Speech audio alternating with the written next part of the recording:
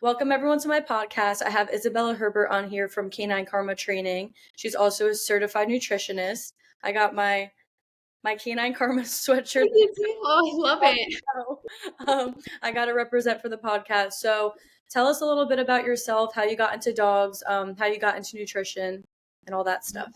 Yeah, so I didn't even notice you were wearing a sweatshirt. That's so funny. I love it. But yeah, so my name is Isabela Herbert. I'm the co-owner of Canine Karma Training. We're in Stafford, Virginia. I own it and operate it with my husband, David Herbert. So we offer a variety of dog training services and canine nutrition services. And since we're going to be talking about that today, I'll focus on that. But I got into raw feeding when I got my Malinois. She's almost 6. She'll be 6 years old this year. But when I first got her, at 8 weeks old, I got it from the breeder at that age. And just like you do, you go and you pick out the puppy that you want at 5 or 6 weeks old. And I went there and I picked out my white collar female, and that's the puppy that I wanted. And I knew nothing about nutrition then. I was just going to get my dog, feed her the food that the breeder told me to. I honestly didn't even think about food at all. It wasn't on my radar to care about. And when I went to pick her up at 8 weeks, the breeder actually brought out another puppy, a different one. And so he brought out this different puppy, and I'm like, wait, where's my white collar female? And he's like, listen, the dog that you picked is really unwell. She's super sick. I don't think she's going to make it. I don't want to give you this dog. I know you have big plans with her, because at the time I always wanted to do like personal protection or some sort of like bite sport with her. And he's like, I don't feel comfortable giving you this dog. And I was going to take the new puppy, but then I'm like, you know what? Give me the dog that I picked. Like that was what I had like my heart and my sight set on. So he brought her out, and she was this like tiny, I don't think there was a difference between seeing her at like 5.5 weeks old and at 8 weeks old. Like she was tiny. She smelled terrible. She was dirty, like covered in her own feces and like urine. And she was so thin. So, at that age, like being able to see an 8-week-old puppy's spine and vertebrae and hip bones, and like that's not a good sign. They're supposed to have like this big, healthy puppy belly and be bouncing around. And she was just super lethargic. And so I asked, what's wrong with her? And he said that she's just not keeping food down. Everything that he fed her, she was just passing right through. She had like terrible, like liquid diarrhea and vomiting. And at that age, they're so prone to dehydration and malnutrition so quickly. So I brought her home. I fed her the food that the breeder told me to feed her. And she was super sick. Like she was not keeping anything down. And like, if you've ever been unfortunate enough to come across like a really malnourished dog, when they're so dehydrated that their skin like sticks to their bones and like you can just see everything. That's how she was at like 8-9 weeks old. So she was super sick. I took her to the vet. They put her on like intravenous fluids, and she's so young, so they were careful about antibiotics. They gave me the prescription food, and like nothing was helping. So the vet basically told me like anything you can get this dog to keep down food wise, I'm all for, whether that's like whatever it is, whatever you can get her to keep down. So I started researching like nutrition for dogs, like basically like home cooked diets or any alternative to kibble. And I came across raw feeding. And so within 2 days of like really like rudimentary research online, I figured out how to feed a raw diet. Now looking back, it was so wrong. Like I did everything wrong, but even doing everything wrong, she bounced back within like a week. Like within a week, the diarrhea instantly stopped. She was wanting to eat. She was like eagerly eating. She wanted to eat all day. And she went from like this super malnourished, like emaciated puppy to looking like a real puppy. Like she was healthy. She gained weight so quickly. She wasn't dehydrated anymore. She had this energy. So it was like magic. It was literally magical what just a change in diet could do for her. And so at that point, I knew that I was never going to want to go back to kibble. Like at that point, this is going to be what I'm going to feed her for the rest of her life. And I just found it super interesting. I think nutrition is really interesting. I think science is really interesting. I really like food. So I just started researching more and more about how much food can affect their overall health. And it literally saved her life. So from there, my whole nutrition journey began. I started like consuming nutrition knowledge like crazy. I've done tons of research. I've read like literally every single canine nutrition book out there, from textbooks to like that Instagram influencer's $20 ebook that they sell, just to see what like everyone has to say about raw feeding or just about nutrition in general. I've taken multiple canine nutrition certifications and like companion animal nutrition, so dogs and cats. And I know a little bit about cats, but like my main focus is with dogs, and that's probably where it's going to stay. But the canine nutrition certifications, they range from anything that took me an entire year of curriculum to one that took me 4 hours. So there's a lot that I learned from these certifications, but I just learned more from honestly just researching it myself. And a few years ago, I started offering canine nutrition consultations, which is where someone will bring me a dog with, and this is all done online and over the phone. But someone will fill out a form and tell me about their dog that's having any sort of health issue. So most of the time it's allergies or some sort of digestive issue. That's super common. I see that nowadays. A lot of times it's liver disease or kidney disease or some sort of like chronic health issue. They've been to the vets and the vets maybe helped a little bit or didn't help at all. And they're just looking for other options. And that other option is improving the diet because food is really powerful. Yeah. The diet is like the cornerstone of health. Like there is no healthy body if you don't have like a huge main focus on diet. And so through those nutrition consultations and just through improving diets and through some natural supplements, I've been able to help people make a big impact on their dog's health and maybe not completely cure an ailment or completely cure a disease, be able to manage it much better, be able to give the dog a better quality of life. And especially dogs with allergies and those other issues, diet is huge for improving their health overall.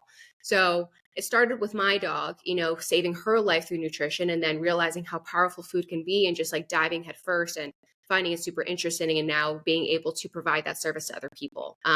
So I really enjoy it. It's a huge passion of mine and it makes such an impact. Yeah, I definitely agree. I know that I've sent a few people over to you because one of the biggest issues that I'll see when I first get a dog in for training is just how they look.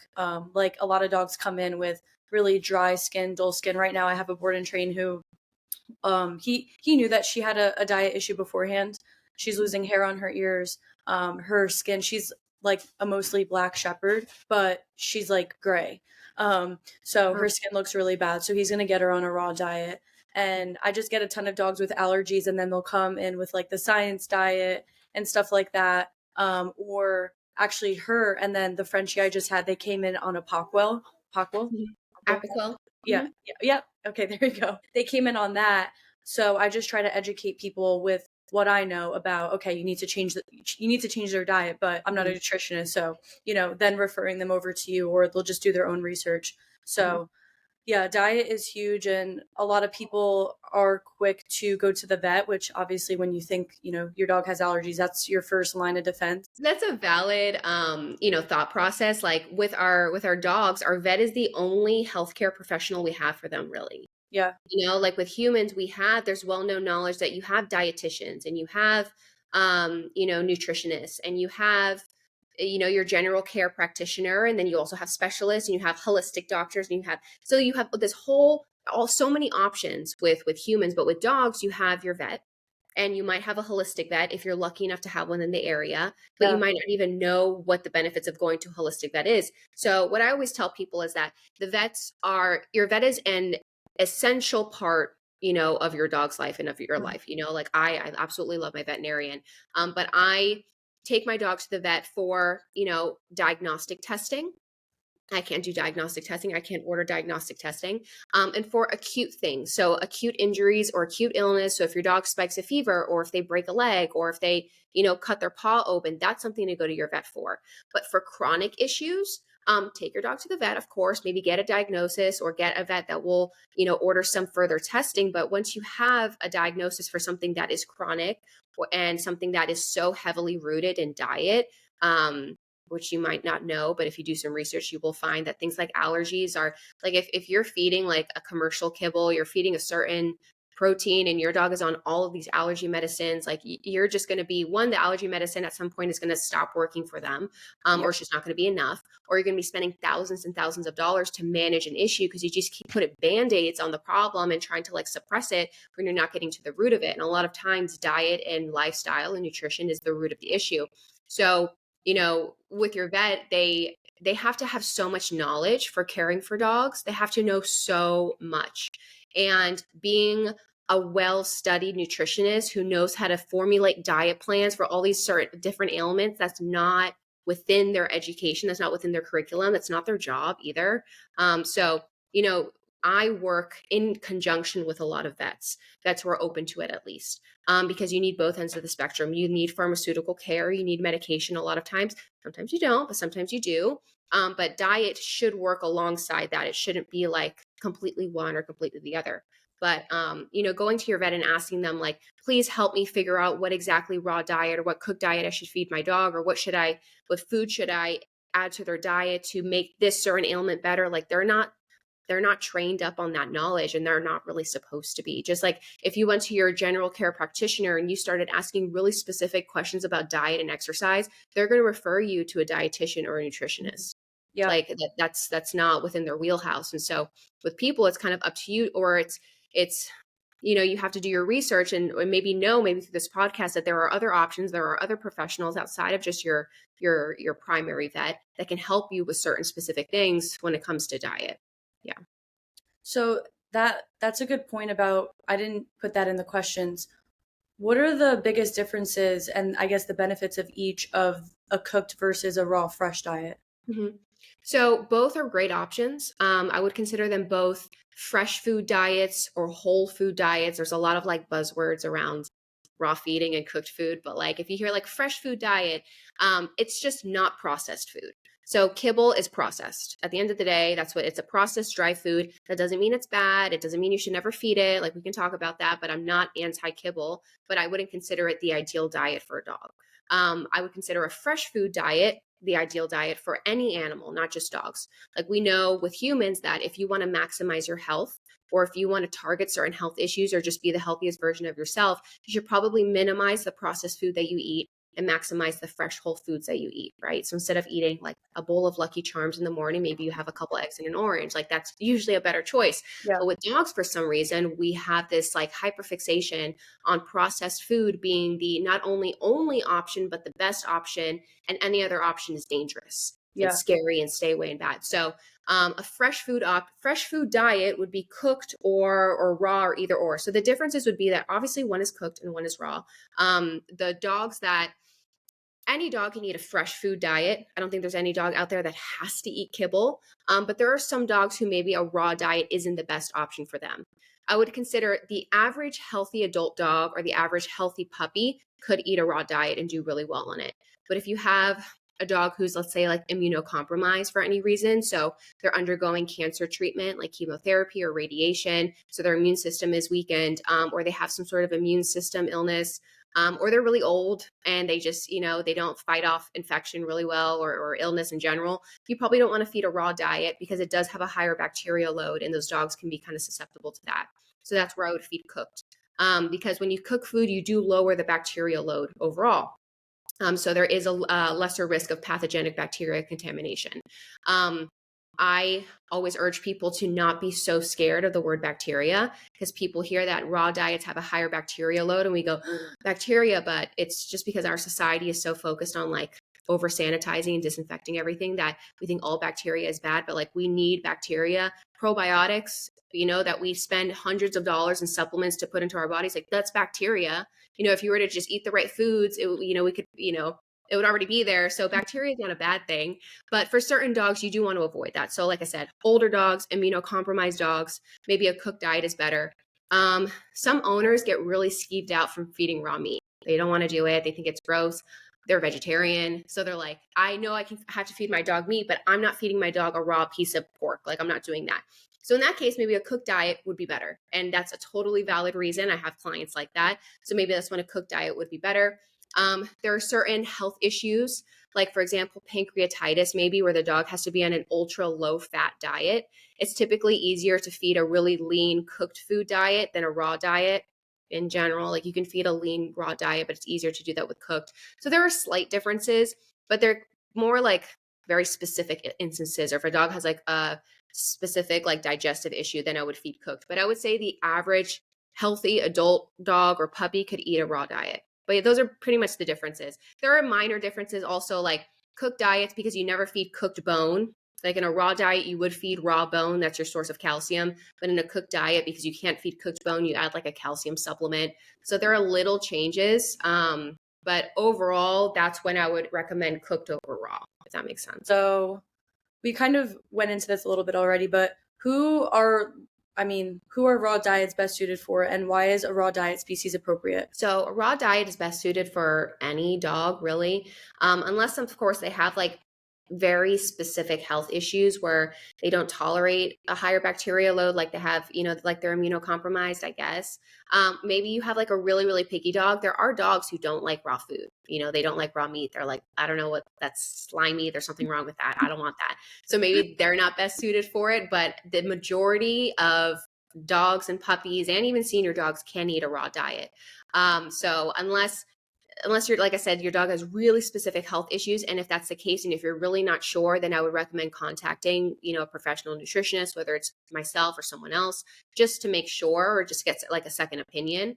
But most dogs out there, most puppies can enjoy a raw diet and do extremely well in it and thrive on it. And that's because, to your next point, it's species appropriate. So that's another buzzword that I hear floating around a lot, and people don't really understand what that means. But species appropriate means that it's a diet that makes sense for the species of animal that's eating it. So we know that our dogs, when we look at their anatomy and their physiology, so we look at their jaw structure, we look at their teeth, we look at the length of their digestive tract. All of that is consistent with a carnivorous animal. Okay, like we know that they are carnivores. They are supposed to be eating an animal protein-based diet. So that doesn't mean that they can't have some veggies or some carbohydrates. They can. They absolutely can. It's not like cats are obligate carnivores, meaning they cannot have high amounts of plant matter. It really does negatively affect their body. They have to be eating pretty much like primarily meat. Dogs, you have a little bit more, they're more like resilient creatures, like you'll have stray dogs that exist for their entire life eating like garbage and scraps of humans. So like they're really resilient animals. So they can eat a wide variety of foods. We would consider them like facultative carnivores, meaning that they thrive if they do best on an animal protein based diet. But if there's plant matter available, they will consume it. And then there are some benefits behind it. So I am all for feeding dogs some sort of plant matter, some veggies, some carbs in certain instances. But the majority of their diet should be animal protein, should be meat. So most people that, are well studied can agree that the majority of a dog's diet should be animal protein. So meat, organs, bone, fish, that's still animal protein, some dairy, eggs, stuff like that. Now, when it comes to the raw portion, like why we know that should be meat based, but why raw meat? And I always tell people, because it's the thought of humans eating raw meat is so repulsive and dangerous. Like it's just so wrong on so many levels. But because dogs live in this human environment and we domesticated them, sometimes, especially in training, we humanize them and we think that they should live like humans or they have the same nutritional needs, and they don't. So every animal on this planet except humans, every single animal on this planet except humans eats a raw food diet. There's no animal out there that's intentionally cooking their food over a fire. Like that doesn't exist, whether it's meat or vegetation or both. No one does that. So humans are the only ones who need to cook our food in order for it to be safe and digestible. Your dog is not a human. They are domesticated, but that refers more to their behavior and some like outward physical appearances, but they still are a canine. So they have the biological processes in place, the enzymes. They have a more acidic stomach pH. Like I said, the length of their digestive tract is shorter than ours, so it doesn't allow for as much bacterial fermentation. So they have the processes in place that if they were to come in contact with harmful bacteria or pathogenic bacteria, that a healthy dog's body can deal with that naturally because they're evolved to eat a raw meat based diet. Yeah. So that's why I always tell people that it's what the animal has evolved for thousands and thousands of years to consume. And just because they live in human environments and just because we've, selectively bred them to look ridiculous sometimes, like a pug, like a French bulldog, doesn't change, their DNA. So, like there are certain instances where maybe a cooked diet would be better, but the average dog can eat a raw diet and should eat some raw food or some fresh food or some meat, like something more than just the dry cereal that we feed them. The dry cereal, I like that analogy. I mean, it's true. So going off of that, what are the best proteins to feed in your opinion? Obviously, I know it could be dog dependent, but what do you think on that? So in general, if you're feeding a raw diet or a cooked diet, I recommend red meats. So I recommend red meats over white meat. You can feed white meat. You should feed white meat in some moderation, but you don't want the majority of their diet to be white meat based for long periods of time. The reason is that red meats have a higher concentration of nutrients, so certain amino acids, certain minerals, copper, zinc, that's going to be more abundant in red meats. So think beef, pork, lamb, elk, bison, venison. Those are what you want the majority of your diet to be made up of. And then some white meat, that can be the bone, that can be certain organs, that can be, you can, even if you feed the majority of your diet as like chicken or turkey, you don't want to do that long term. You want to mix in some red meat. So that would be the best protein overall. You didn't really ask this, but I'm going to say the opposite ends of that would be the worst protein to feed. And it would be chicken. So there's nothing inherently wrong with chicken. It's not bad.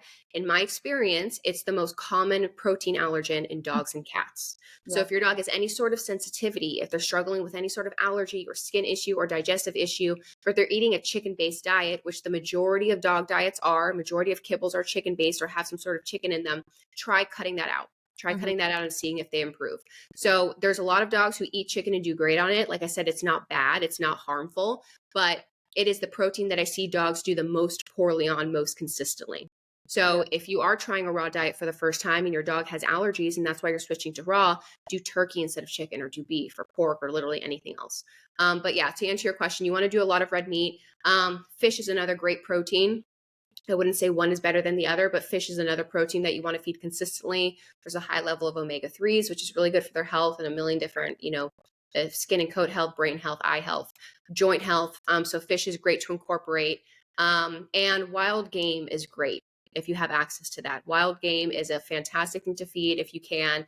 If you hunt or if you know someone who hunts, depending on where you live, most of the time you can make connections by asking the right questions with your neighbor who hunts, your neighbor's son's friend, because hunters, there are only let's say with venison, with a deer, there are most of the time only choice cuts of meat that the hunter will consume, because the back strap is the best cut of meat, and there's hundreds of pounds of meat left over, and hunters typically don't like to waste food. They want to use the entire animal. They find that that's, they killed this animal, so they want the entirety of it to be used. So a lot of time you'll get wild game for free. I get it for free from my neighbors, and they love to give it to me. And it's so nutritious. It's so nutritious because you're not feeding a farm-raised animal that's fed this corn and soy, low quality feed. They're out in the wild eating like they're supposed to. And so you get this really, really lean and nutritious meat. So wild game is also great to feed. A side note, just in case we don't come back to this, if you're going to feed wild game, you have to freeze it for 2 to 3 weeks before you feed it raw, just to kill off any parasites or bacteria. So just keep that in mind. You don't have to do that with farm raised meat or meat from the grocery store, but if you go shoot a deer, don't feed it straight, from the source. Freeze it for 2 to 3 weeks, preferably in a deep freezer, and then feed it. So is it important to switch proteins to change up the protein, or would all rabbit or all venison or all beef be suffice? Ideally, within a healthy dog, you do want to switch it up. So every protein is going to have a different nutrient profile. For example, beef is going to have more copper and zinc than chicken would. Turkey has, duck has more B vitamins than pork does, or whatever. So everything is going to provide something different, a different nutrient. So you do want to feed a variety when you can. We have nutritional guidelines that we can adhere to that tell us if a diet is balanced or not. But what I always tell people is that canine nutrition is rapidly evolving. It was a very unresearched part of science and nutrition even 10, 15 years ago, 20 years ago. The research was almost non-existent. So we're constantly learning new things. So the nutritional guidelines that we used to adhere to 10 years ago are not the same that we do now. It's kind of scary. Because we could be feeding things according to what this organization tells us is balanced, but we don't really know. We don't have a ton of research. We don't really know. So a way to cover your butt and to make sure that you're not, having these huge gaps in nutrition is to feed a variety of proteins, because they all add different vitamins and minerals. So ideally, you would feed a variety. Now, there are instances where a dog, or allergies or intolerances to all these different proteins, and all they can eat is duck, or all they can eat is rabbit. And in that case, that's fine. As long as you are adding certain vitamins and minerals to make up for maybe those imbalances, that's okay. I don't want someone to feed their their dog a protein that is going to make them sick for the sake of variety. Like that's kind of counterproductive. But if you can, a variety is always recommended. But you also don't need to feed like 5 different proteins a day. So a lot of times, especially on Instagram, we'll see these beautiful raw bowls with venison, bison, beef, pork, chicken, and duck. It's And so people are like, true. if people are like, oh my God, I can never feed this. You do not have to do that. If you were to feed like pork and beef, and then a couple weeks later, throw some turkey in and replace beef with more pork, and then next time you add a little bit of duck, that's fine too. Like my dogs eat probably like during the season where I can get wild game, they eat more variety. They probably eat like between 4 and 5 proteins a month. But during the summer where I'm just feeding beef and pork and turkey, they eat 3 proteins or maybe 4 proteins, and that's totally fine. Like they don't have to have like this huge variety every single day. People just take it to the extreme. So. Yeah. And I think too, it could be discouraging for someone that might want to get into raw to see those really elaborate bowls, Mhm. because it just kind of can seem like, just overwhelming with the amount, especially because I've done both pre-made and I've sourced my own. When you're talking about, doing it yourself, sourcing your own ingredients and stuff like that, that would be more time consuming, but usually less expensive than buying pre-made. Yeah. What are your thoughts, I guess, on the two options? If you have anything to add to that. Yeah, I mean, they're both great options. They're both significantly better than feeding like only kibble, if we're, to say that. Now, pre-made commercial raw is super high quality. You're still feeding raw food. The con to that, because there's pros and cons of each. They're both great options. So I just want to say that either option, what you decide to go with, fantastic. But, if you're going to compare and contrast, but pre-made is more convenient. Obviously, you're not buying the separate ingredients, you're not prepping it, you're not measuring it. You just buy the patty, you defrost it and you feed it. Or you buy the tube of meat, you cut it and you feed it. So it's super convenient. So that's a huge plus. So if you don't have the time to go out there and do extra grocery shopping or to meal prep, maybe commercial raw is a good option for you. Now, you're paying for that convenience. So commercial raw food, about twice, maybe 2.5 times more expensive than DIY. So it's a significant expense depending on the company. So you're paying for the convenience for someone else to do that. For some people, that cost is worth it because they don't have the time to do it. For other people, they're like, okay, well, maybe I'll take the time to prep it myself. So, but I love commercial. If you have like a small dog or you have one dog, sure, feed commercial raw. But if some people have like 10, 15 dogs, like if you get like a good deal with like a raw food supplier, you can get creative. But if you were to order it from like the major companies, you're going to be spending like thousands and thousands of dollars a month. So that's probably like one of the biggest differences is the price. Now, in terms of the pros of DIY, well, I guess I'll start with the cons is that it's more time consuming. It is like you can streamline the process. The more you do it, the easier it gets. 100%. Like it's not as hard. I don't even think about it. I just do it. You also get better at like eyeballing things. Mhm. So when I prep for my dogs, I'm not measuring 4 ounces and 8 ounces. I'm not doing that. I know how much they eat of everything. And also as you get more confident, you get more casual about raw feeding. And I think that's a good thing. The more I've learned, the less I've become like, they need to eat off the spreadsheet and the perfect diet and the perfect amount. And like, I used to preach that. I used to say that it needs to be perfect and perfectly balanced. And it does not. Like no animal eats that way. But, to my initial point, the more you do it, the easier it gets. But it is time consuming. You do have to go and find the deal and buy it or whatever. But DIY is you have more control over the ingredients. You know exactly what's going in your food. So if your dog doesn't do well with beef liver, you can change beef liver for duck liver, or if your dog doesn't do well with this size bone, you can do this. So DIY, you have more control over what you're feeding. And you have the teeth cleaning pro of it. Yeah. So with pre-made raw, it's all ground up. So it's all ground up into like a grind or to a mush. With a raw diet, you're feeding whole raw bones, or you're even feeding bigger chunks of muscle meat where the dog has to chew. And that chewing is what cleans their teeth, which is one of the great benefits of a raw diet. Mm-hmm. So if you want to feed raw for the teeth cleaning benefits, either add whole raw meaty bones to the pre-made grind or just feed, DIY. So that's one of the big things too. Also variety. So like, if you have a dog who's super picky or a dog that gets bored of their food, DIY is probably going to be better for them because they have these different smells and tastes and textures. So those are kind of like the big differences, but they're both great options. I know we talked earlier, but some commercial raw brands that I recommend, and I'm not affiliated with any of these. I don't really accept like brand and food affiliations. I'm not against it, but I just don't right now. But Viva Raw is a really good one. I think they're based in North Carolina, but Viva Raw is a really good one. Sorry, I just have them written down here. Small Batch, Bones and Co., Northwest Naturals, Steve's Real Food, Answers, Tucker's. Let's see what else. Darwin's is a good one. OC Raw. There's a lot of them out there. Like all these are great. Other ones that are really popular that I'm not as fond of are Primal, Instinct, and Stella and Chewy's.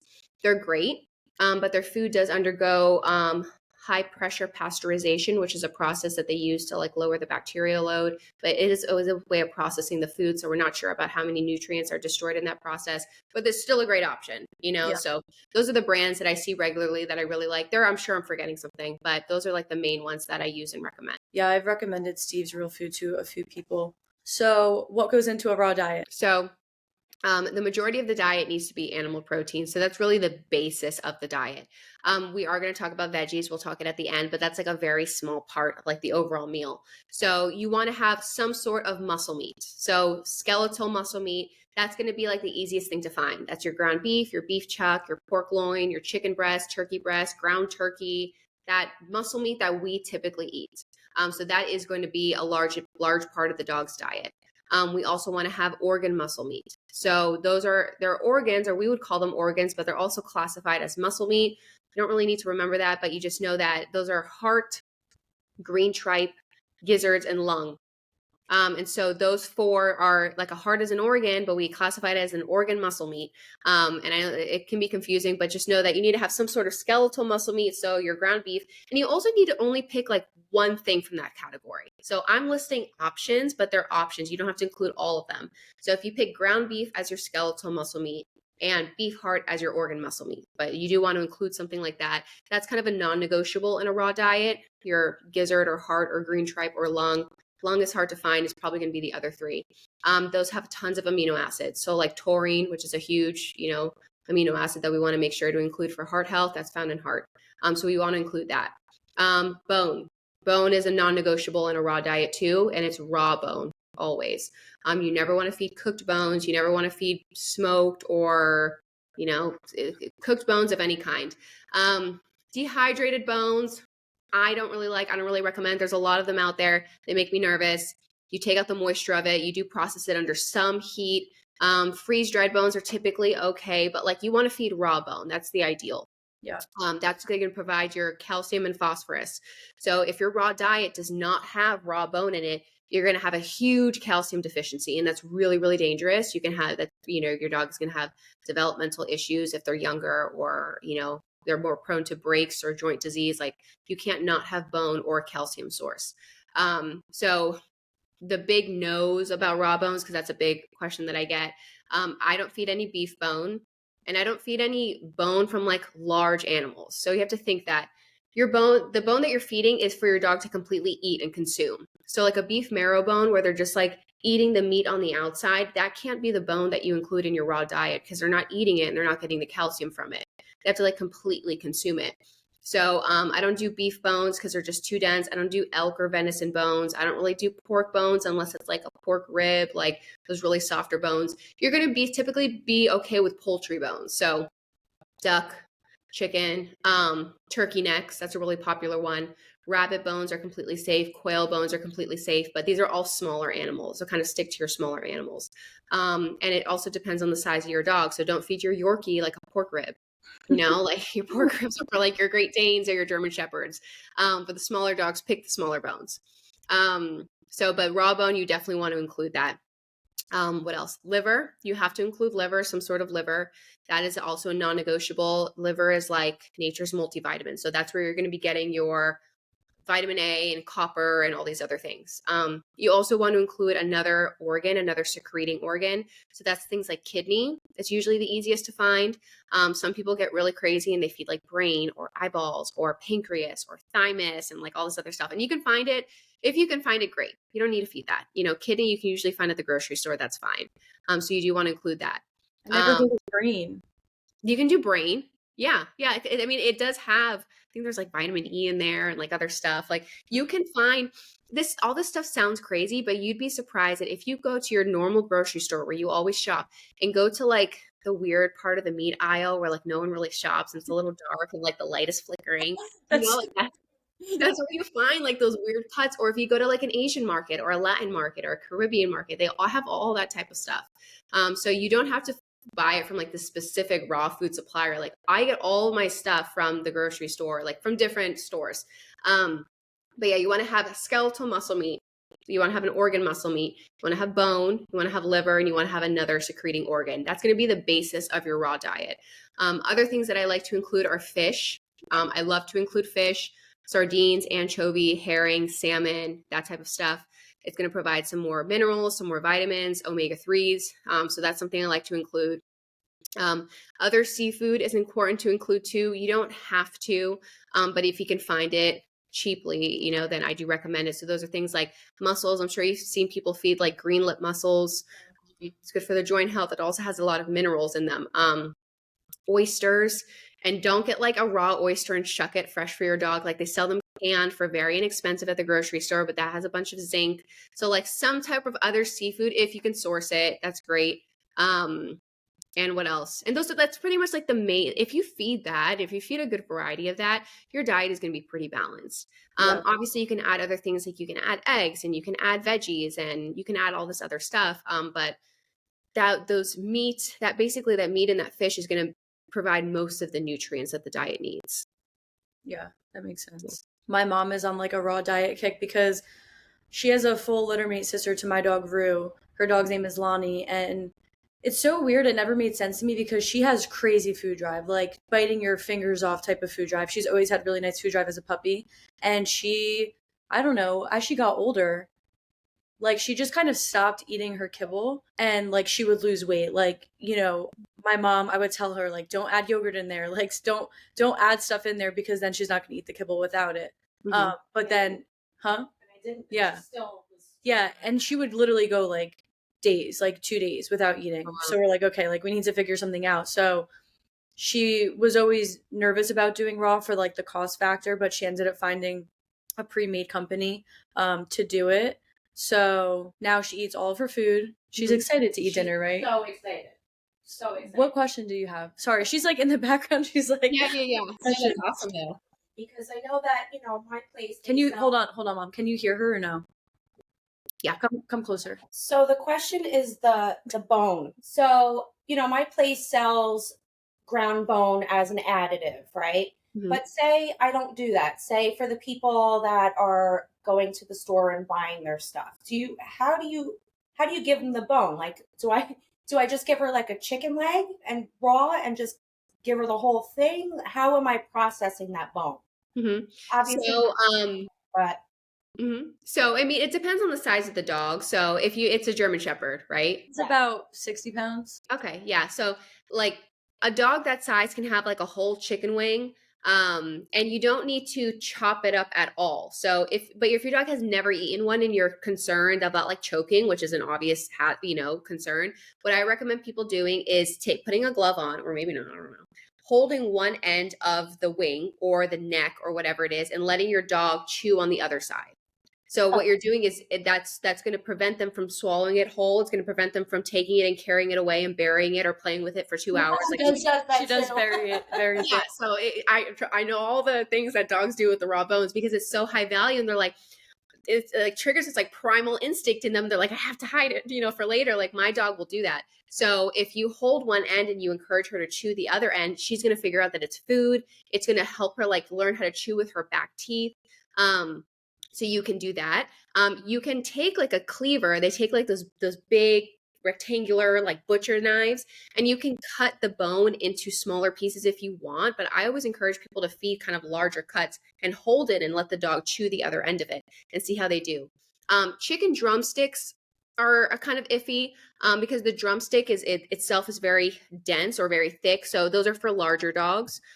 So like a German Shepherd, that should be fine, but like a 40-pound, like pointer, like I would be concerned about that.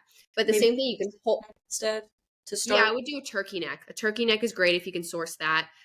Heads are typically great, duck heads, chicken heads, turkey heads if you can find that. But with the necks, that's even easier to hold. You hold one end of it and you let her chew the other end of it, but you're basically just feeding her a whole bone. And it seems crazy at first, but once you do it and once you see your dog like successfully eat it, like I just throw my dog a whole bone and they eat it. But if you're concerned about choking, you can do ground bone. That's fine too. She could do it. How often? My mom asked. So it depends. That's where it kind of, it depends on how much bone the dog needs to eat. So to kind of give you an idea, the bone should make up, I believe, around 12% of the overall diet. So if your dog is eating 2 pounds of raw food per day, what's 12% of 2 pounds? And that's the weight, and that's how much bone they're supposed to be eating. So, you know what I mean? Like if you feed them this giant turkey neck and that's 2 days worth of bone, then you feed it every other day. But if you feed like a smaller chicken wing or like a couple duck feet and that's enough bone for one day, then you would do that every day. But typically dogs consume bone every single day. You can do it every other day if they're bigger pieces, but that's where you have to get a bit more exact and find out what's 12% of their overall diet. That's how much bone they're supposed to be consuming per day. Good info. Thank you. Yeah, you're welcome. So would feeding kibble be better for someone that is not going to be able to feed a completely balanced raw diet? Yeah. So it's one of those things, like if the options are feeding like a really unbalanced diet or kibble, I would do kibble. Yeah. But there's varying degrees of the unbalanced, right? So if you're telling me like I can feed meat, I can feed heart, I can feed liver and some bone, it's not perfect, but it's still good. Like you're still covering your main bases. Like the diet doesn't need to be perfect in order for you to feed raw. And I always like to, because if you're focused on feeding this perfectly balanced diet per the spreadsheet, per all these numbers, you're going to get super discouraged. Now, if you're telling me that your raw diet is going to be ground beef and eggs, then yeah, feed kibble, please. Don't feed that. A lot of people do that. I know. That specific example, I feed them, and you'll see ground beef, rice, eggs, and carrots. Yep. And I don't know where that recipe came from, but that's super common. In that case, dear God, please feed them kibble so your dog doesn't break their leg from jumping off the couch. So that is, to me, but that's an extreme degree of unbalanced. Yeah. So if you have a raw diet and you're like, all right, you listen to this podcast and you're like, okay, cool, I have my meat, I have my organ, I got my liver, I got my bone, but I don't have access to fish right now, or I don't have access to mussels. Fine. Like there are supplements that you can add to that. You can add a fish oil. That's okay. I would prefer that diet over kibble. Yeah. But if you're telling me that you're going to feed ground turkey and some eggs or liver and ground beef, no. Please feed kibble, because then at least you're getting all the nutrients that they need to not die of like a deficiency of some sort. So does that answer your question? Yeah, like there's so much more that goes into it than just slapping some ground beef in a bowl and throwing the random egg. So going into that, is some raw in your kibble better than no raw at all? Yes, for sure. Definitely. So if you're feeding kibble or you have a ton of dogs, like, okay, I can't afford to feed them all raw, but I'd like to improve their food, you can definitely add raw food, or you can definitely just add some fresh foods to the kibble to improve it.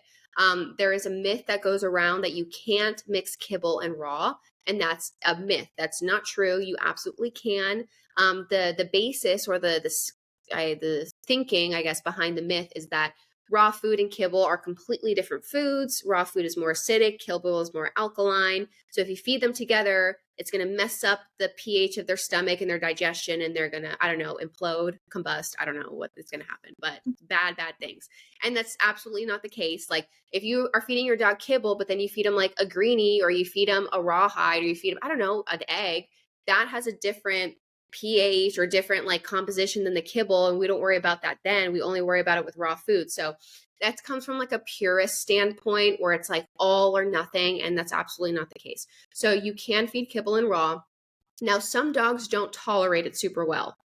So if your dog has a super sensitive stomach, sometimes they don't do well with kibble and raw. It's one or the other. So in that case, I would say, all right, maybe try to do like veggies or an egg instead of raw meat. So kind of look out for that. And if you do add raw meat to their diet, add a little bit first. Don't add a pound of ground beef to their kibble. Add like literally a tiny little spoonful and see how they do. And if they do well, increase it more. So I always tell people to start slow and increase it, but you can do that.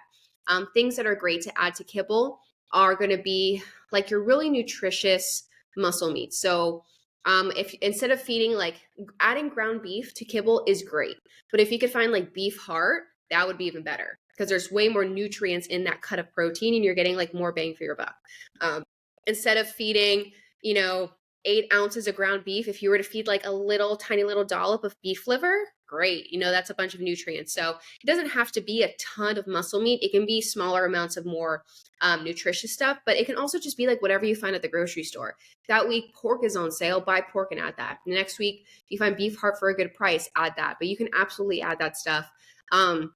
As a general guideline, if what you're adding to the kibble is unbalanced, meaning it's just random ingredients, random pieces of meat, which is okay, you don't want it to exceed more than like 20% of their overall diet. So you don't want to feed half kibble and half ground beef because over time, the ground beef doesn't have enough nutrients to make up half of the diet. But if you are feeding, let's say like 4 cups of kibble and you take out a cup of kibble and you add a little bit of raw food, that's okay.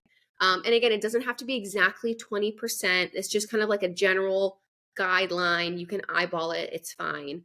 But yeah, if you're going to add like random ingredients, you just want to make sure it's not more than about 20% of the overall diet. Other things that you can add other than raw meat are cooked meat. So if your dog doesn't tolerate raw meat, you can absolutely add like steamed chicken breast or steamed ground beef or whatever it is, or cooked or however you want to cook it. That's fine. Canned sardines are great to add to kibble. Sardines canned in water, great source of omega-3s. Eggs are great to add. Great, fantastic. You can crack a raw egg in there. That's totally fine. Or you can feed it cooked if you want. In that case, it's more for the human. The dog can eat the raw egg. Totally fine. Green veggies are good to add to kibble. So your leafy greens like spinach, kale, zucchini, broccoli, those green things. Blueberries, they add a lot of antioxidants. I wouldn't be adding a lot of carbohydrates to kibble. So I wouldn't be adding a ton of like sweet potato or white potatoes or pasta or rice, or I wouldn't do that because the kibble has plenty of carbs. But to add some green fresh veggies is good. What else? And a nutritious liquid. So just water is great to add to kibble, but also like bone broth is great. Raw goat's milk is great. Coconut water is great. A way to add a little bit of hydration to the dry diet helps to improve it overall. But yeah, if you want to add some raw food, I would recommend adding some raw meat. You can add raw fish or canned fish. You can add raw eggs. You can add some veggies and some sort of liquid, and that's going to improve the diet like tremendously. If you should add carbs to like a raw diet is a really common question that I get. And I would say that if your dog is athletic, if they have like really high nutritional needs because they're working, or if your dog is like a hard keeper, so like that Dutch Shepherd who really, really struggles to maintain weight, you might want to add a carb to it because that's going to add some fiber and some calories. Like my dogs in the summer, in the warmer months where they're working more and getting more activity, they get a carbohydrate. In the winter, they don't because they're not moving as much. But a carbohydrate could be sweet potato. That's good to add. You just don't want to add that stuff to kibble because kibble has plenty of carbs, but your raw diet doesn't have any carbs unless you intentionally add those. But sweet potato is good. Butternut squash is good. Pumpkin is good. Quinoa. Some people even add oats. I'm not a big fan of like white rice or pasta, stuff like that, but like your lower, your starchier veggies are good, but you can add those. But I would add those to dogs, like I said, that have high nutritional requirements. They're working dogs. They maintain it to keep weight on. Or if your dog has like a specific digestive issue where they need more fiber, then you could start to do that. But the average dog that goes on like a couple walks per day probably doesn't need carbs added to their raw. So in transitioning a dog to a raw diet, do you think that you should go cold turkey and just completely transition them? Or I know we just kind of touched on this because we were talking about kibble, but just slowly adding it to the kibble and then, gradually switching them that way. So if you're transitioning from kibble to raw, you have 2 options. You can do cold turkey, but if you do cold turkey, I recommend fasting for at least 24 hours in between your last kibble meal and your first raw meal. So don't feed your dog kibble for breakfast and then a raw meal at dinner. Like you're going to have a disaster overnight. Feed them for fast them for 24 hours, no food, no treats, only water. Let their body get rid of everything that's inside of them. Let their digestive system rest a little bit. Fasting is good for them. And then you can just switch and you can start feeding raw right away. A lot of dogs do well with that. If you prefer a slower transition because your dog is older or they're just like kind of have a weird stomach or they're not good with change, and I would recommend a slower transition. And I wouldn't actually recommend slowly adding the raw to the kibble. I found that with that, it just upsets a lot of dogs' stomach. So what I would do is I would, feed them their last kibble meal, fast them for 24 hours, and then start to feed the raw. But if you're feeding like a homemade raw, a DIY raw, I would cut out the organ meat in the beginning because the organ meat is super rich and that's what can kind of upset dog's stomach. And I would do just like the regular muscle meat and the bone, and maybe some veggies. And I would do that for a few days. And then I would slowly add in the organ meat. So if you have the option to do that, that's a great way to do it. If you're feeding like a commercial raw and you're going from kibble to the commercial raw, I would just feed the last kibble meal, fast for 24 hours, and then start the commercial raw right away. You can add the raw slowly to the kibble. There's nothing wrong with that. Like you're not going to hurt them by doing that. But I've found that in my experience, a lot of dogs don't do well with that just because they're very different foods that sometimes it's better just to give their body a rest for a day and then just start the new diet right away. But I always tell people, your dog best. At the end of the day, this is just my opinion and my experience with the clients that I've worked with, but your dog best. So if you know that your dog has always done well by slowly adding the new food to the kibble, do that. That's totally fine. Like there's nothing wrong with that. But at least those are just like my general recommendations. Yeah, I remember one time, this was back when we lived in California. It was Kiki's birthday, so I was like, let me just get full prey rabbits for all the dogs. Like I was super stoked about it. That was a horrible idea. And mind you, at that point, they had raw before. They weren't actually, they might have been on full raw at that time. I don't remember. They might have been because that's when I had them on pre-made in California. But regardless, I got full rabbits for all of the dogs. Mm-hmm. And I ended up going to club that night. So I had 3, and Kiki especially, she has never had an accident in her crate her entire life. Mm-hmm. And that was the first and only one that she ever had. My kennels. That was her birthday. Yeah. Happy birthday. I'm the worst mom. Happy birthday to you. Covered in diarrhea. Like no. When I opened my trunk, I was like smacked with it. I was like, oh my God. Like I really messed up. My dogs were really sensitive to pork when I introduced it to them, all 3 of them. Mm-hmm. I don't know if pork is usually just more rich than the other things. I think it was a full raw. I think it was a pork foot. Okay. So pork feet, if you remember what the pork foot looked like, there's a thick layer of skin and fat on it. Yeah. So pork, we view pork typically as a very fatty animal. And for a lot of cuts, that is true. So pork can be very fatty depending on what you're feeding. So if you're feeding like a pork foot with all this fat on it, you're feeding like the pork shoulder where all this fat is marbled through it. Dogs who have sensitivities to fat may not do well in it right off the bat.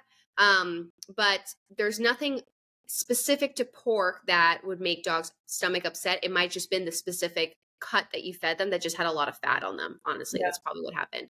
Right. But yeah, a lot of that will happen to people. People were like, okay, listen, I found this raw turkey neck at the pet store and let me just give it to my dog as a treat on top of their kibble or something. Because you don't know when you hear all this stuff about raw diets and then your dog gets painfully ill and you're like, okay, this is not for my dog. And that's not really the case. It's just they weren't introduced to it properly. Yeah. Because if you were to do that, like a lot of dogs, if you were to feed them IMs in the morning and then Purina at night, you're going to have a blowout. Like they when you switch different foods, a lot of the times it doesn't go well.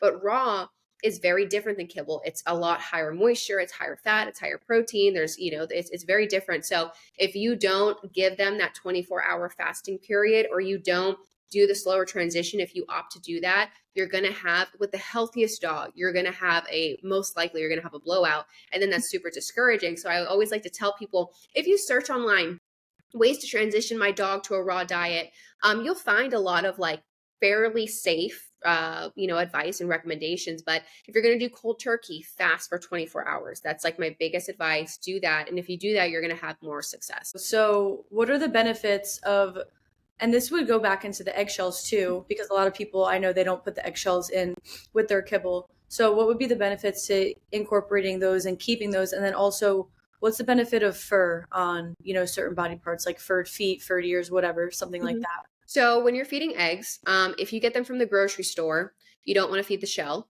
because I don't know if you've ever had chickens or know someone who owns chickens, the majority of the chicken eggs that you get, like have poop or feathers on them. So obviously they can't sell it at the store. So they clean them, and they're not sitting there cleaning them with warm water. They're using like some sort of cleaning, agent, some sort of chemical to clean them quickly and efficiently.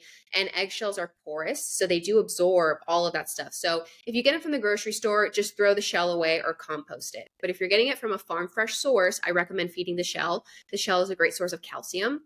So if your dog can't eat bone, if you save the eggshells and grind them into a powder, that can be your calcium supplement for them. Also, the membrane on the inside of the eggshell, which you can feed from store-bought eggs or farm fresh eggs. So if you get the eggs from the store, you crack the egg in before you just throw the shell away. There's like a membrane on the inside. I don't know if you've ever noticed that. Yeah. And that's really good for their joint health. So we have like Myos, which is a very popular joint and muscle supplement. MYOS, it's very popular right now. It's basically the eggshell membrane. Like it's a concentrated form of that. So you can feed the natural form of that. So that's really good for their joints. But overall, the eggshell it's a good source of calcium. As for fur is a source of animal-based fiber. So fiber is important for their gut health. Fiber is, if you ever heard of we've heard of probiotics, but there's also prebiotics, which is a form of fiber that's important for their gut health. So you'll find those in plant sources like veggies. But you can also find fiber in animal sources. So feeding rabbit fur is going to be a way to maybe bulk up their stool if you have a dog with like looser stools, or if you have a dog with like anal gland issues and you need to bulk up their stool to help with those. A rabbit foot with some fur on it or a rabbit ear might aid in that. So really it's just fiber. That's all it is. There are some people some professionals that say that it might help with deworming. Maybe. Yeah, I don't know too much about that, to be honest. The thought is that it's a source of insoluble fiber, so it helps to kind of like manually brush the inside of their intestines. And so I can't speak too much on that, but there's a lot of farmers who holistically deworm their animals that way, or people who use it as a natural dewormer. But really what I can, confidently say is that it's a source of fiber. So most of the time when I recommend like a furred rabbit foot is if the dog has anal gland issues. So the anal glands get very full. Sometimes they get infected, and most of the time it's the stool isn't large enough to naturally express them. So if you add that fur, it helps to bulk it up a little bit. So that would be the benefits of it. There are some minerals in fur, but like your dog's body's not really breaking it down and digesting it enough to get those minerals. It's really just fiber. What are the best supplements for any dog to add to their diet? And then for a working dog, if there's anything more specific to that? So we'll go kibble and raw supplements because I feel like they probably have a mix, like in terms of people who view this, there's going to be a mix of both. So if you're feeding kibble, which I feel like is the average person what they feed, a good supplements to add to a kibble would be omega-3s. Omega-3 fatty acids. That's going to be really good for their joint health and their skin and coat health. So that can be either fish, like your canned sardines, or fish oil. I always recommend some sort of omega-3s. Ideally, you feed fish because it's the whole food form of it, but fish oil is also great. I like the brand Nordic Naturals for fish oil. That's a really good quality one. You can get it on Amazon. So that's one thing that I always add to kibble. If your dog has any sort of like digestive issues and they're eating kibble, a good digestive enzyme is always, beneficial to help digest the food. And then in addition to that, it kind of goes dependent on the dog, on what's going on with them. So general supplements would be honestly whole fresh food, eggs, veggies, meat, whether that's raw or cooked. That's the best thing that you could add to kibble. But supplement wise, a good quality omega-3, whether that's a good quality fish oil or fish, is always recommended. And a digestive enzyme if they have kind of weird poops or gas or something. Now for raw, supplements that you would add to that would be specific to making sure that it's balanced. And well, of course, it depends on what you're feeding. I can definitely give some general recommendations that almost all raw diets need. The first thing is a vitamin E. If you're feeding a raw diet, a homemade raw diet, you need to supplement vitamin E.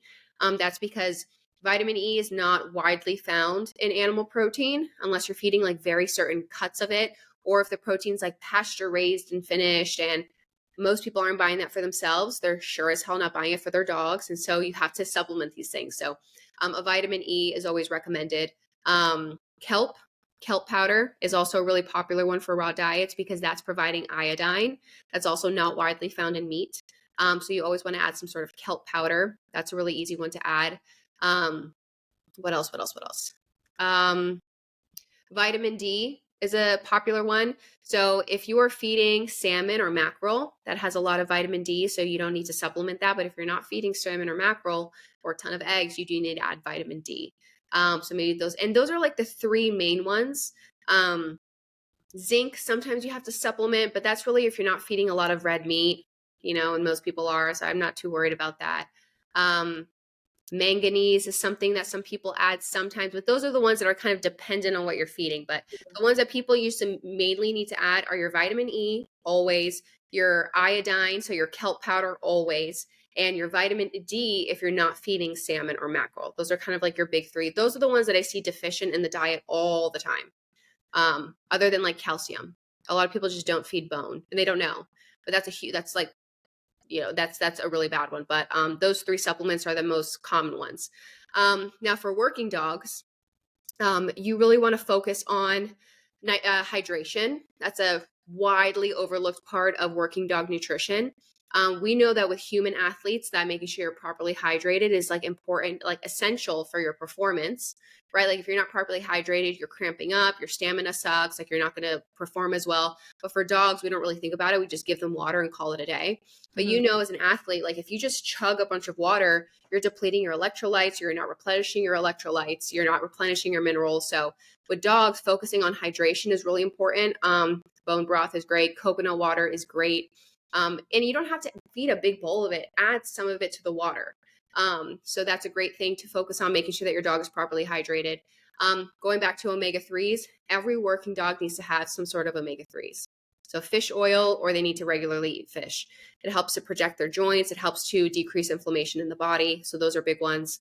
If your dog is doing high impact exercise, I probably recommend a joint supplement. Glucosamine, collagen, stuff like that to protect their joints.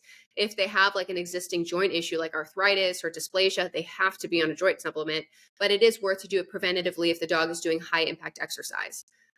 There's a lot of joint supplements on the market. There's a lot of good ones. Like there's Dasaquin is a really popular one. That one's usually high up there. Cosaquin is another popular one. You can't really go wrong with them. There are some that are more beneficial than others, but honestly, I have people send me ones all the time and I'm like, that's pretty good. And that's pretty good. And that's pretty good. Like that's glucosamine and MSM and, HCL, all those stuff are good components of a joint supplement. I'm trying to think what else.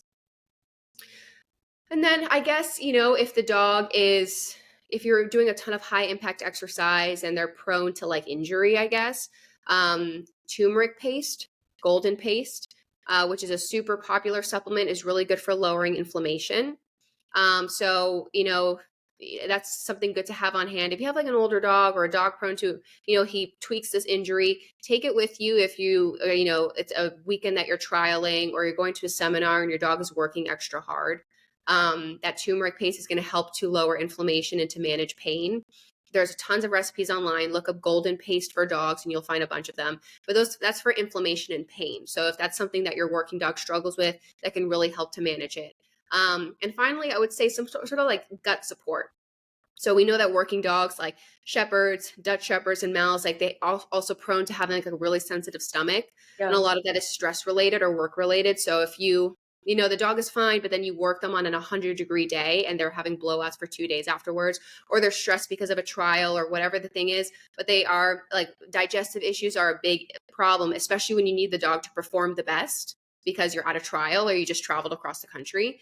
So having like a good quality probiotic or a digestive enzyme on hand, they don't have to eat it every day, but especially if you're traveling, that's something good to have on hand to make sure that the dog's gut is healthy. Adored Beast Apothecary. It's a weird name or a long name. Adored Beast Apothecary makes a lot of good gut supporting supplements that I recommend widely. So if you go to their website, like the gut supporting part, they have enzymes and probiotics, and those are all really good. So that's something I would definitely recommend for working dogs. It's like my female Nina, whenever when it was only in the heat, she's just so heat intolerant that I knew she would immediately after just pee out of her butt. Like I felt so bad for her. But, but adding a probiotic, especially on those days where I know it's going to be hot or I know that we're at a seminar and I need her to perform, that really, really, really helped. Someone asked if ground bone is sharp for me to touch, can it hurt my dog? Oh, if it's completely ground up, it's probably okay. If you're seeing big pieces of like sharp bone, and I mean big, probably like this, I would be concerned. I would probably contact the company and say, like, I need you to grind this finer or whatever. If it's bigger pieces of bone, like let's say like lamb neck, I don't know, and it's machine cut where the edges are like sharp to touch, I wouldn't feed that. So typically with ground bone, you're probably okay. The dogs like chew on sticks and rocks and they're fine, right? So like, I'm not saying that accidents can't happen, but they're more resilient than we think. But if, again, you know your dog best, if there's like a shard of bone, I would contact the company and say, hey, this is the problem. Here's the picture. And they usually will remedy that. But if you're seeing a larger piece of bone, and it's machine cut, so they go back there and they cut it with whatever blade, and those edges are sharp, you don't want to feed that. That's where it becomes a little problematic. Should you feed a puppy raw? Why or why not? So I definitely think that you can and should feed a puppy raw. I heard that advice at the beginning too, and that's why it took me a little bit longer to switch her to raw, because she was already so sick and everyone told me that, like, don't feed a puppy raw, you have to feed them kibble. But you absolutely can. You just have to have you have to be a bit more educated about raw feeding. So with an adult dog, you can kind of wing it for a little bit and they'll probably be okay. So if you're just starting with a raw diet and your dog is an adult dog and they're fairly healthy, and you're like, listen, let me just feed them this raw diet and I'll figure out balance as I go, you're probably going to be okay. I'd recommend doing a little bit of research first, but again, dogs, they eat garbage and they're fine. So like your dog is going to be fine. Puppies, on the other hand, they're growing and developing. They're going through these big growth spurts. They have really high nutritional needs. So you can't really wing it with a puppy. You have to make sure you're providing all the vitamins and minerals that they need, specifically calcium, specifically fat and protein. So that's why people say that you can't feed a dog or a puppy raw, It's because people don't take the time to research it and do it properly. But if you're doing it properly, if you have a meal plan, or if you do a nutrition consultation and you know what you're supposed to be feeding, or you're feeding a raw food specifically formulated for puppies from a company, you should feed raw. I think it's the best way to get their life started. You create a more diverse gut microbiome. So their gut microbiome is very healthy because you are introducing a larger bacterial load. You're introducing, probiotics at a young age.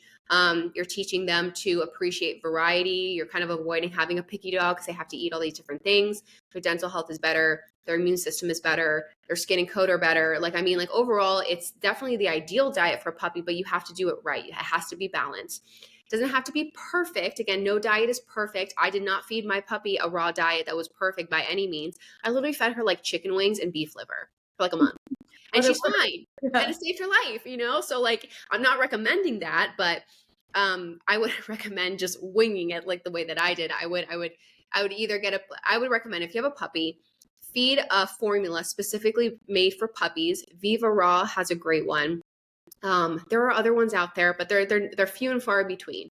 So feed one specifically formulated for a puppy, or get a meal plan from a nutritionist. That's what I would recommend. Or if you feel very confident and you're well read and you're well researched, then you can do that. But it's just, the balance is way more important with a puppy than with an adult.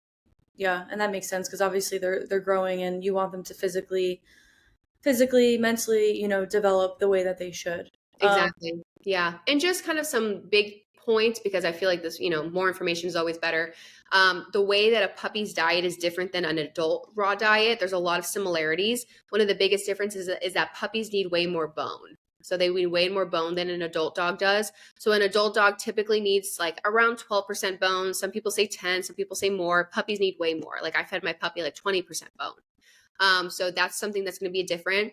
They have a higher requirement typically for protein and fat. So you don't want to feed a puppy a super lean diet. You want it to have enough protein and fat for them to mature properly. They need a little bit more iron. So you want to feed a lot of red meat. You want to feed sometimes beef spleen. It has really high in iron. So if you can source that, even if they have to buy it online, that's something that you'll see in puppy diets. So those are kind of like the main ones. There are other little nuances, but those are the main ones. They need more bone. They need more iron. And they need more protein and fat overall. I always urge people, like those connections that I made, because, we get, like you said, like just, to mention what you said, we get a lot of stuff from our neighbors. That didn't happen. Like people never offered that to us. We had to ask people.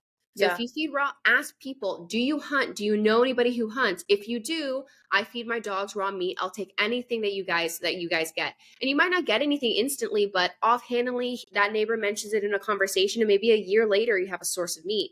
Yeah. I posted in like my local Facebook group saying, hey guys, hey, 13,000 members, whatever that's in there. I feed my dogs raw. If you are a hunter, if you are a farmer, if you raise your own meat and you need to get rid of the organs or the heart or stuff that like people don't eat, please give them to me. I'll pay for it, but you're going to get it at a lower price, but you have to reach out to people.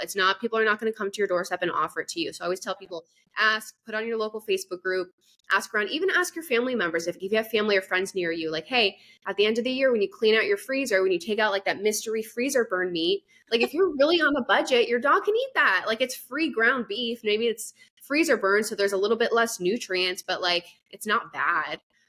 So you can get really creative. You just kind of have to put your feelers out there and be that weirdo that's like, can I have some meat, for my dog? People, especially here in Virginia, people don't like to waste anything, so they're happy to give it away. So I get like my contractor who did my deck dropped me off like 4 deer legs because I mentioned it offhandedly in a conversation we were having, you know what I mean? So like Awesome. we have the chickens and we are working towards raising some of our own meat, but we keep our costs super low just from talking to people and reaching out. So I always encourage people to do that. Also, if you like are want to feed raw and you live in New York, type in raw feeding New York on Facebook. Every single area has some sort of like raw food, raw feeder co-op Facebook group where you can like swap sources or like, hey, where do you get this? Where do you get that? Like that exists for like almost every part of the country. So you can always look at that too. You have to get creative. So why is working with a nutritionist super important? So there's a lot, I kind of went over the basics that goes into a raw diet and the basics of supplements, but a lot of people now have the question, are like, okay, that's great. Now I know what goes into it, but how do I formulate a diet for my own dog? And so there are tons of resources out there that will teach you how to do that. But if you don't want to do the math, or you don't know how to do the math, or you're confused, or you're unsure for whatever reason, then working with a nutritionist is going to help you. Like it's going to help eliminate all the guesswork, all the stress. Because I can just tell you, according to your dog and your dog's specific requirements, this is how many calories they need. This is an exact recipe for them. These are the exact supplements they need. Just go buy it and do it. So it takes out all of the guesswork behind it. I recommend that people that are starting to start with a consultation or start with a meal plan, even if it's not for me, because it will take out the guesswork of you thinking, oh my God, is this unbalanced? Is this right? Is this going to hurt my dog? Is it right? So like you get to take out that guesswork. So it provides you a huge peace of mind. It provides you a lot of information in a concentrated way. Because if you've ever researched raw feeding, one article will say one thing, the other article will say literally the complete opposite. The fourth article will say something that the first 2 were wrong and this is the only way. So there's a lot of conflicting information. So talking to a professional is a great way to get correct, scientifically accurate, safe advice that is going to be right for your dog. I also implore anybody whose dog has a health issue, whether that's something minor like allergies or something major like cancer or liver disease or kidney disease, you got to work with a nutritionist because there are lots of chronic illnesses or diseases, typically the diseases that require like a prescription kibble. Because those certain illnesses have dietary restrictions. Mm-hmm. So they can't have as much phosphorus. They can't have as much this. So they can't have, certain foods. So in those cases, if you were to feed your dog with liver disease, advanced liver disease, a regular raw diet, that can do them a lot of harm because they're not supposed to have certain nutrients. So if your dog has certain diseases or they're unwell, then I would recommend working with a nutritionist to make sure that you're not feeding them anything that's going to make everything worse. But anyone who can afford a consultation or a meal plan of any kind, whether it's from me or someone else, it's always helpful. You always learn something. Hopefully you learn a lot, but you always take something away from it. But it's just a good way to eliminate the guesswork. This has been primarily about raw, but Isabela is very knowledgeable too in kibble as well. So if raw is not attainable for you or you're just not able to do it, she could definitely help you with raw with kibble recommendations. Yeah, most of my clients feed kibble. Most of the clients that I do consultation with feed kibble because that's just what most people feed and that's totally okay. And a lot of times it's just, okay, they're eating this kibble, but is there something better? Or they're eating this kibble or it's not agreeing with their stomach. So helping them pick another one, and then adding supplements to it to improve it. Also, just to plug Kaylee, Kaylee also does meal prep services. So she's in New England. I don't know exactly which state, but she offers meal prep services. So she will create your meal plan and then also prep the food for you. Yep. And she's one of the only people that I know that does that. But if you, again, that's another option because this becoming more popular. If you want to feed DIY, but you don't have the time to do that, there's people like Kaylee, and her Instagram is GSP Quinn. Yep. I think that will offer those meal prep services. So I would definitely, like, if you're in that area, that's someone that I would definitely look into. So there's just so many options when it comes to raw. But yeah, her meal plans are awesome. But you worked with her and she gave you basically like exactly which ingredients to feed at which amounts. And so there's no sitting there doing math and guessing. And while the math is simple, it's still, you still have to do it. And it's still like that, like we always doubt ourselves. Yeah. Yeah. We're always like scared that we're doing something wrong. At least that's me. Like I'm always like, this is the worst thing that's ever been done. And so, especially if you're new at something. So working with a nutritionist it's always just going to make sure that it's safe at the very least. And it helped too, because at the time I wasn't able to, when she gave me the original meal plan, I think there were maybe one or two things that I wasn't able to find. So she just substituted. And I love watching when she posts like the time lapse of like her doing all those containers. I'm just like, girl, like it's amazing. She'll do like 100 containers at a time. And it's so cool. And her meals are awesome. Like her meals are, from a nutritionist standpoint, they're all well balanced. Like it's something that I would definitely recommend to people. Like she knows what she's doing. She knows what meats to use and what nutrients to use. And I think she travels like a pretty significant distance. So yeah. And I know that there's another service who does it, but they're all the way out in California. So if you're in California, there are meal prep services too, but there are more and more people that are doing this and branching out into raw feeding because it started as a trend. And now I wouldn't necessarily consider it a trend. I don't think it's something that's trendy. I think it's something that people are realizing that, whoa, there are other options to feed my dog than just kibble. There are other options to heal my dog's ailments other than just pharmaceuticals and prescription kibbles. That's $150 a bag or whatever crazy thing they're charging nowadays. It's crazy. What people will spend on prescription kibble will be the same or around the same as just feeding raw. Literally. I can't tell you how many people that are spending hundreds of dollars a month on not only like the $120 bag of prescription kibble, then the $180 on Apoquel, and then all these other, and then it doesn't even work. Yep. That's the thing, is that the dog is worse for it. So you're spending all this money to see your animal deteriorate because it's prescription kibble. Just to touch on it, prescription kibble, there's nothing prescription about it. There's no prescriptive drugs in it. There's no medicine in it. And I think that's a little deceiving for a consumer, because we think that we see this prescription kibble for kidney disease, or this must be good for their kidneys. And it's not. It doesn't have the certain nutrients in it or the certain things in it that might make the disease worse. So when I kind of went back to, like, if your dog has a certain illness, you can't just feed them a regular diet because it might make it worse. That prescription kibble makes sure that it doesn't have those foods. So that's good, but there's nothing in there that's nourishing the body. It's just devoid of the things that might make it worse. And a lot of our healthcare is like that. It's just like, okay, well, let's just find out the things that's not going to make it worse and kind of put the Band-Aids on it, but not how do you make it better? Yeah. Because you can't really do that to a certain degree. You can't really do that with processed food. But I'm not against kibble. There are really great kibbles out there. A lot of dogs do fantastic on kibble. Most dogs in this country eat kibble and are doing perfectly fine. And so I think that if you're feeding kibble, there are ways to improve it. There are ways you have to go out of your way to add some stuff to it, but your dog can absolutely thrive on a good quality kibble diet with some additions. So what do you think about, this will be the last thing, what do you think about the vegetarian diet for dogs? Trash, animal abuse, literally.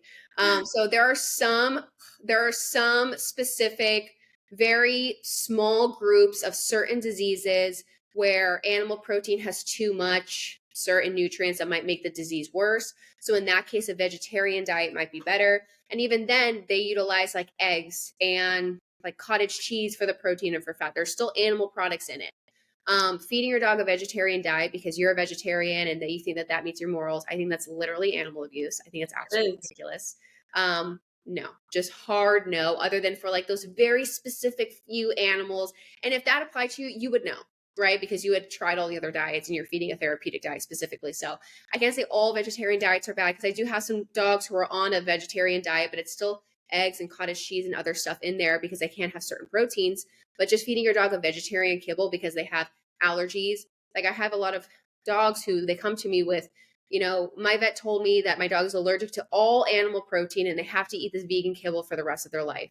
And the dog is like decrepit and like itching and like, in a horrible condition. And they're not allergic to all animal protein. Do you know how rare that would have to be for a carnivore to be allergic to all animal protein? That's absolutely ridiculous. So most of the dogs that I see on vegetarian diets do not need to be there, or do not need to be on it ever. Just no insect protein, cricket, animal food. No. What I just want to, implore people to do is that you don't have to, and I know we talked about this, but you don't have to feed full raw to be providing your dog with the best possible diet. If you're like, listen, all this sounds great and I understand why raw is good, but I can't feed that. That's okay. Add an egg. Even if you were to add 1 egg a week, you would improve your dog's health. Even if you were to add some veggies here and there, like anything that you can add fresh food wise, as long as it's not like one of the small foods that are toxic to dogs, like don't add raisins and stuff. But most of the time, the fresh whole food that you can add, it's going to do so much to improve their overall health. And making sure your dog is properly hydrated is also really important. Not a lot of people talk about it, but kibble is because that makes or breaks a lot of dogs' health. Kibble is very low moisture. So if you look at the bag of kibble, it's like 10% moisture, maybe maximum 12%. That's extremely low. A piece of raw meat is like 75% water, and that's what they're supposed to be eating. So if you have a kibble fed dog, you have to put a huge focus on hydration, making sure you're adding bone broth or coconut water or regular water or raw goat's milk to their food consistently, making sure they're getting enough water is really important. It will go a long way in preventing liver and kidney disease in the future.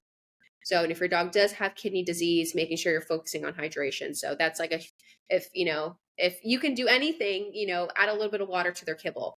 Filtered water is great, but anything that you can do, any small step is going to make, maybe not immediately a huge difference, but long term, it does add up to benefit their health. So yeah, something's better than nothing for sure. Something's always with nutrition. It doesn't have to be all or nothing. Thank you for taking time out of your busy schedule to do this with us and share all these really good things about kibble, raw, fresh foods, cooked foods, all that good stuff. So we appreciate your time and your expertise and your knowledge. You're obviously very knowledgeable in this area. So thank you. Yeah, thank you. It was really great to talk on here. I hope that someone, even one person, if they're able to take something away from this, I think is, a huge benefit. But this was really fun coming on here and talking to you. Absolutely. Well, thank you everyone for watching, and we hope you have a good day.